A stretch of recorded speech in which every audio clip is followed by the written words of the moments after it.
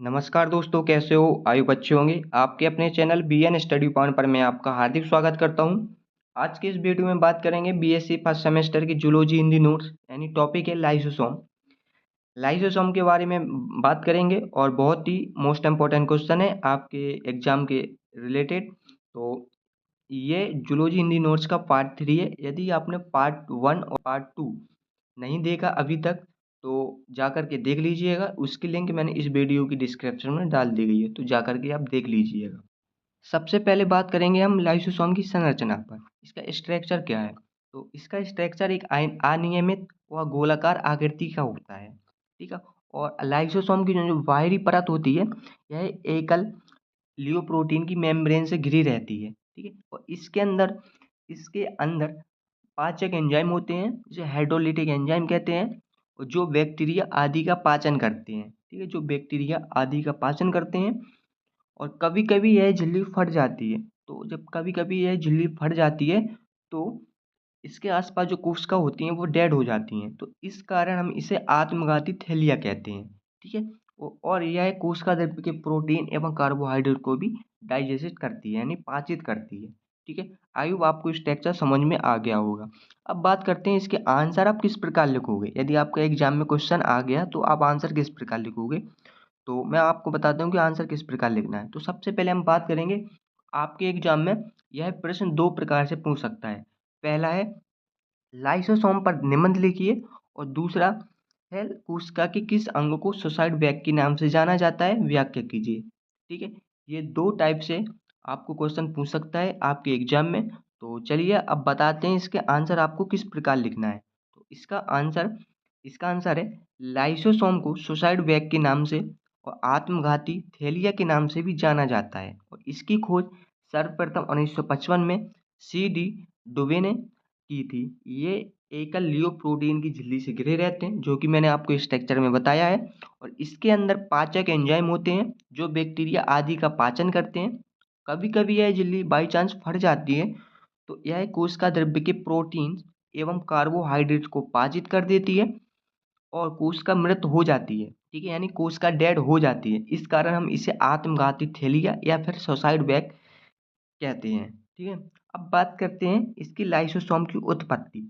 ठीक है। यदि आपको वीडियो अच्छी लग रही हो तो आपको वीडियो में एक लाइक एंड कमेंट कर दीजिएगा। और यदि आपको इसकी पीडीएफ चाहिए तो आप हमारे टेलीग्राम चैनल पे जुड़ सकते हैं, जिसकी लिंक मैंने इस वीडियो के डिस्क्रिप्शन में डाल दी गई है। तो अब बात करेंगे लाइसोसोम की उत्पत्ति, ओरिजिन ऑफ लाइसोसोम। तो बहुत से वैज्ञानिकों का मतभेद भी है। कुछ वैज्ञानिक कहते हैं कि इसकी उत्पत्ति प्लाज्मा झिल्ली से हुई है, प्लाज्मा झिल्ली और गोल्जी बॉडी से मानते हैं। लेकिन कुछ वैज्ञानिक इसकी उत्पत्ति ग्रेन्युलर एंडोप्लाज्मिक रेटिकुलम से मानते हैं, जैसे कि नोविकोव वैज्ञानिक है। उनके अनुसार इसकी उत्पत्ति ग्रेन्युलर एंडोप्लाज्मिक रेटिकुलम से हुई है। ठीक है, यह है उसकी लाइसोसोम की उत्पत्ति के बारे में। अब बात करेंगे लाइसोसोम की संरचना तथा कार्य। तो लाइसोसोम की संरचना अनियमित या गोलाकार आकृति के होते हैं। ये कुछ प्लांट सेल में भी पाए जाते हैं, लेकिन मुख्य रूप से प्राणी कोशिकाओं में पाए जाते हैं। लाइसोसोम बहुरूपी होते हैं और इनके अवयव पाचन अवस्था के अनुसार बदलते रहते हैं, यानी चेंज होते रहते हैं। ठीक है। अब बात करेंगे इसके कार्य पे। अब कार्य क्या है? तो लाइसोसोम के प्रमुख कार्य निम्न है। पहला कार्य है लाइसोसोम ऊतक की मृत्युग्रस्त कोशिकाओं को हटाने का कार्य भी करती है। दूसरा कार्य लाइसोसोम का मुख्य कार्य डाइजेशन करना होता है, यानी पाचन करना होता है। और तीसरा कार्य है मृत कोशिकाओं को निष्कासन करना, यानी यह अपशिष्ट पदार्थों को बाहर निकालता है, यानी निष्कासित करता है। और चौथा कार्य है कोशिका विभाजन में सहायता करना, यानी जब लाइसोसोम कोशिकाओं में भरती है तो उस समय कोशिका विभाजन शुरू हो जाता है। तो इस प्रकार वह कोशिका विभाजन में भी सहायता करती है। ठीक है, ये रहा आपके लाइसोसोम के बारे में। और अब बात करेंगे साथ ही साथ एंडोसाइटोसिस एंड एक्सोसाइटोसिस, जो कि आपके लिए बहुत ही मोस्ट इंपॉर्टेंट क्वेश्चन है। यह क्वेश्चन आपके शॉर्ट आंसर टाइप क्वेश्चन में पूछ सकता है। ठीक है, तो इस प्रकार पूछ सकता है कि एंडोसाइटोसिस क्या है, एंडोसाइटोसिस एंड एक्सोसाइटोसिस क्या है। और यह 2022 और 23 के एग्जाम में एक बार आ भी चुका है। तो इसका आंसर किस प्रकार लिखेंगे? तो इसका आंसर है इस क्रिया में प्लाज्मा कला द्वारा बड़े आकार के ठोस खाद्य पदार्थों या द्रव्य पदार्थों को कोशिका के अंदर लिया जाता है। यह पदार्थ की प्रकृति के आधार पर निम्न प्रकार की होती है। तो कौन कौन से प्रकार के होते हैं? तो पहला प्रकार है फैगोसाइटोसिस।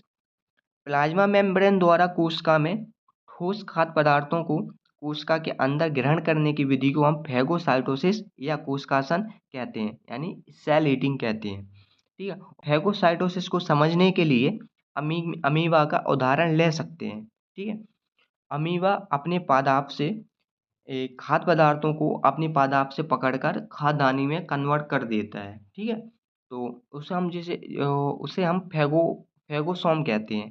ठीक है। अब बात करते हैं, दूसरा है पिनोसाइटोसिस। पिनोसाइटोसिस क्या है? प्लाज्मा कला द्वारा कोशिका में तरल पदार्थों को ग्रहण करने की क्रिया को पिनोसाइटोसिस या कोशिका पायन कहते हैं, यानी सेल ड्रिंकिंग कहते हैं। ठीक है। यह है पिनोसाइटोसिस। ठीक है। ये रहा आपका एंडोसाइटोसिस इन एक्सोसाइटोसिस। तो यदि आपको इसकी पीडीएफ चाहिए तो आप हमारे टेलीग्राम पे जुड़ सकते हैं।